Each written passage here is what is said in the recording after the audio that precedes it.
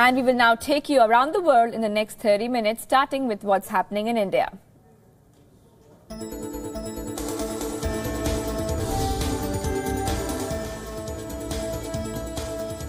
French and Indian companies signed contracts worth $16 billion on the first day of President Emmanuel Macron's visit to India. Macron said the countries had decided to do more together to fight terrorism and put together a strategy to share intelligence.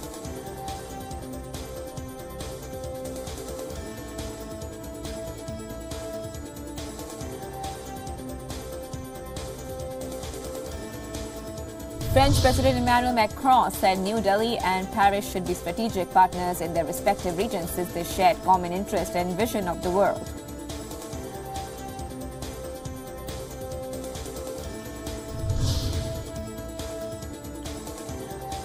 President Macron and PM Modi interacted with Indian and French business and industrial moguls on Saturday at a business forum in New Delhi. Macron marked his presence at the forum aimed at boosting the economic and business ties between the two nations in the coming years. French President Emmanuel Macron interacted with Indian students in New Delhi. He encouraged the young minds to pursue high studies in France. He claimed it to be an ideal destination for education with opportunities in plethora of dimensions like humanities, science and mathematics. Prime Minister Narendra Modi held bilateral talks with the leaders of 5 African countries and discussed ways to deepen cooperation with them in the areas of climate change, renewable energy, developmental cooperation, agriculture and capacity building.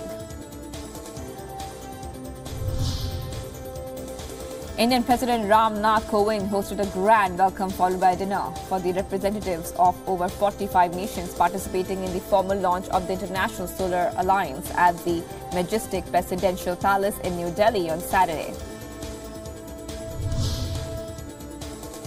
Indian President Ram Nath Kovind will embark on a 6-day visit starting today to the island nations of Madagascar and Mauritius in the Indian Ocean. Kovind will be the chief guest at the celebrations commemorating 50th year of independence of Mauritius. The visit of the president to Madagascar from March 14 to 15 will also be the first ever visit by an Indian VVIP to the island nation. Crucial voting will take place for by-polls to Lok Sabha seats of Phulpur and Gorakhpur in Uttar Pradesh. Today, tight security arrangements have been made with nearly 6,500 paramilitary personnel deployed, apart from PAC and Home Guards to ensure peaceful polling in the region. India is hosting navies from at least 16 countries for an 8-day mega naval exercise with an aim to expand regional cooperation and combat unlawful activities in critical sea lanes. The event is held in the Andaman and Nicobar Islands and features professional exercises and seminars, social events and sporting fixtures between participating nations. Nearly 25,000 farmers demanding a loan waiver and better crop prices continue to march towards India's financial capital, Mumbai, on Saturday. Thousands of Muslim women donning burqa, raising slogans on Saturday took to the streets of India's western Pune city demanding retraction of the triple talaq bill, claiming it to be an intervention into Sharia, the Islamic law. The protesters claimed there were many flaws in the current state of the bill. Hundreds of exiled Tibetans across India took to the streets to mark the 59th anniversary of national uprising against Chinese rule in Tibet in 1959. Protesters marking themselves with the Tibetan snow lion flag and holding placards sloganeered to demonstrators their support for the independence of Tibet. For the first time in the history of Officers Training Academy, 2 lady cadets secured top honours, including the coveted Sword of Honour at the passing out parade held at Chennai. Academy cadet Adjutant Preeti Chaudhary received the Sword of Honour, whereas senior under officer Vriti was awarded with the silver medal.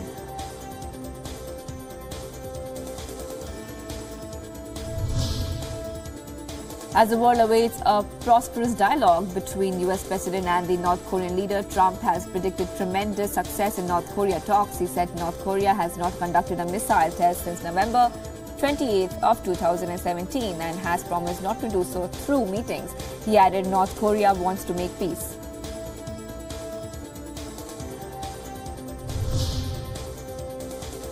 Earlier, Donald Trump spoke to Chinese President Xi Jinping about Pyongyang. Trump said he and Xi spoke at length about the meeting with Kim Jong-un. Hillary Clinton has warned that the Trump administration was not recognizing the danger and discussing nuclear disarmament with Pyongyang. The former U.S. presidential hopeful said Washington lacked experienced diplomats to handle the talks.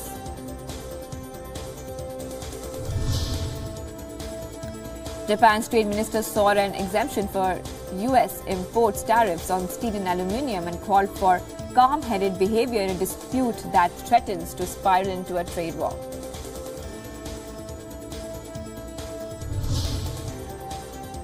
U.S. President Donald Trump hit out at a European nation by saying the European Union, who treat the U.S. very badly on trade, are complaining about the tariffs on steel and aluminium. If they drop their horrific barriers and tariffs on U.S. products going in, we will likewise drop ours, unquote.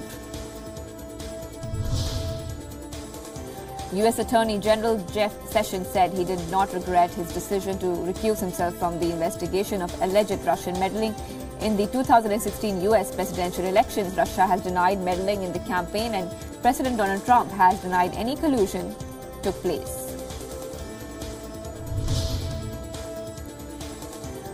U.S. Attorney General Jeff Sessions blasted the judicial branch of the federal government for freezing many of President Donald Trump's executive orders, including the travel ban and sanctuary city funding. Sessions said nationwide injunctions by federal courts are an overstep of judicial power to the legislative and executive bodies. Supporters of President Donald Trump braved cool weather and long lines for chance to see the president campaigning in Pennsylvania for a Republican congressional candidate who is in a tight race in a district that Trump won in the 2016 elections. Trump is holding a Make America Great Again rally in a hangar at the Pittsburgh International Airport on behalf of Republican candidate Rick Saccone.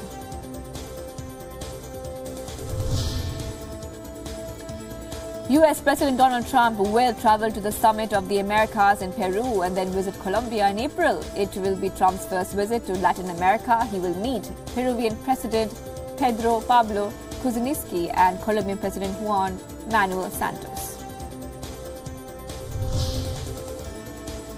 Peruvian opposition lawmakers present to Congress a motion for vacancy against President Pedro Pablo Kuczynski and second in less than 3 months, claiming moral incompetence for his alleged ties to Brazilian construction giant Odebrecht. The Syrian army intensified its onslaught in eastern Ghouta with advances that a war monitoring state media said had shattered the enclave. The capture of Mesraba and advances into nearby farmland brought important roads directly under fire by the army.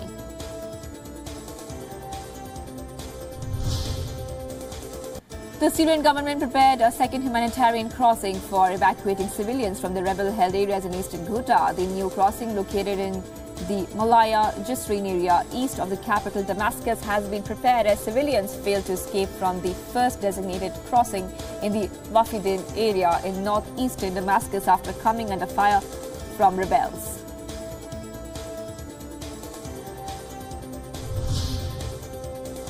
President Recep Tayyip Erdogan vowed to expand Turkey's offensive in Syria against Kurdish militia to keep border towns controlled by the group right up to the Iraqi frontier. Turkey launched its operation seeking to oust Kurdish People's Protection Unit's militia from the Afrin region on January 20th.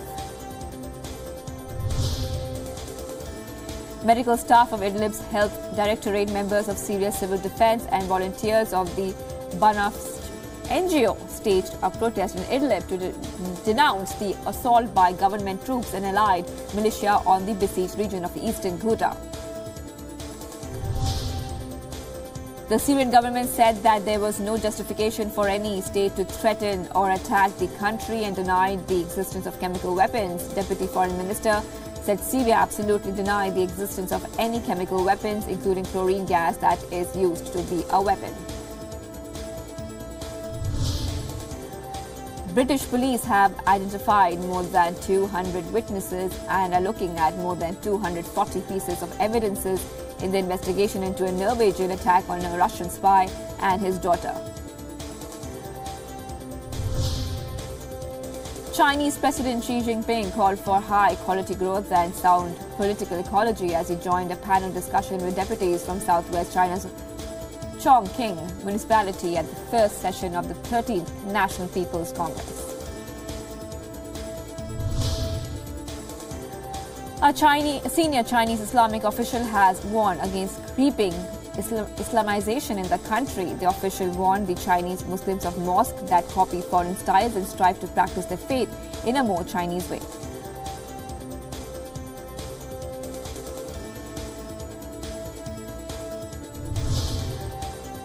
Trauma support teams have been dispatched to the California Veterans Home where a deadly standoff took place on Saturday. A former U.S. serviceman took 3 women hostage at California Veterans Home in a standoff that ended when police found him and his captives dead. Ohio gun owners held a rally at the State House grounds, calling it a rally for our rights. The rally comes against a backdrop of proposals on gun legislation in the wake of the Florida school shooting. Hundreds of communist supporters and left-wing activists gather in Moscow's center demanding fair elections and to hear a rallying call issued by the Russian Communist Party's new presidential candidate. Former White House strategist Steve Bannon fired up members of the French far-right party National Front Party during his address to their annual Congress with an anti-establishment message. Bannon said that labels of racist, xenophobe and nativist hurled at National Front supporters should be worn as a badge of honor.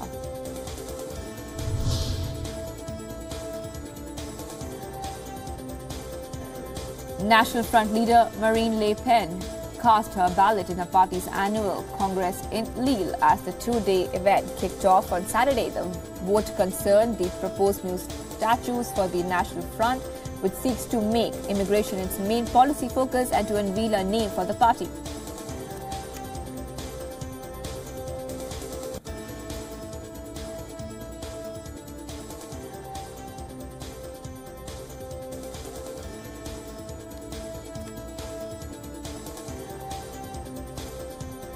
Mexico's ruling Institutional Revolutionary Party presidential candidate Jose Antonio Meade said Mexico's Attorney General should be given more autonomy to fight grafts so that no one, not even the president, is above the law.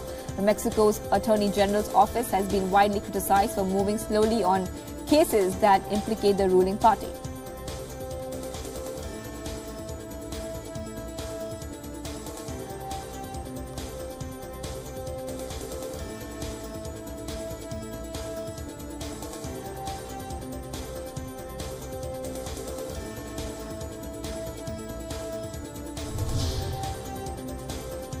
As thousands of people marched peacefully through the streets of central Florence after an Italian man shot dead a Senegalese street vendor. The protesters carried banners reading, "Stop all racism, take the initiative, and we want to respect, but also to be respected."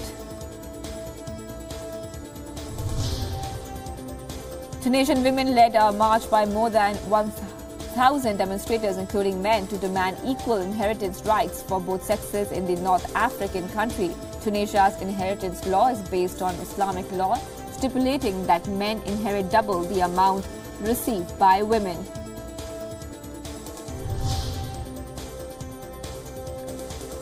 Michelle Bachelet, whose father was a soldier close to toppled socialist President Salvador Hollande and who was herself tortured under the dictatorship of Augusto Pinochet, was elected Chile's first female head of state in 2006. Re-elected in 2013, she would hand over the presidential mandate to Sebastián Piñera today. Ecuador's National Assembly dismisses President Jose Serrano on accusations that he had a telephone conversation with a former official who is a fugitive being investigated for corruption. Serrano contacted former comptroller Carlos Polit, who is being investigated for benefiting from network of bribes. Hundreds of pro-democracy Thais rallied in Bangkok to skewer the ruling junta with T-shirts, signs and speeches as activists grow bolder in their defiance of a ban on protest.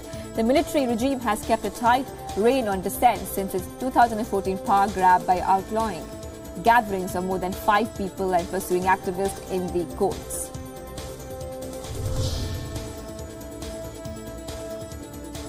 An international charity ship picked up 62 migrants last night in the waters of the Mediterranean Sea after the migrants had arrived in a tugboat at Aso Trenta. A number of rescues were performed earlier in the day by the charity ship Aquarius and Libyan Coast Guard vessels, rescuing hundreds of migrants at sea.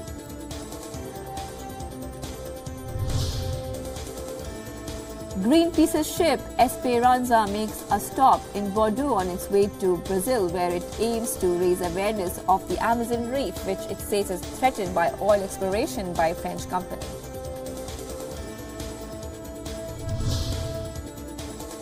Massive floods caused by heavy rain swamped parts of the Australian state of Queensland as swollen rivers inundated more than 200 homes. Major roads were cut off and schools closed in the towns of Ingham and Innisfail in northern Queensland on Saturday.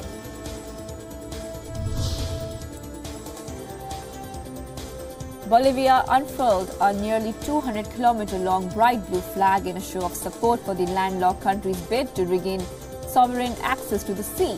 The so-called flag of maritime reivindication was held by tens of thousands of Bolivians and stretched across a highway in the Andes between the towns of Apaqueta and Oruro. The 10th edition of the Festival for Africans for Performing Arts kicks off in Abidjan with groups of dancers and performers from different diasporas parading in carnival style across the streets of the Ivorian capital in celebration.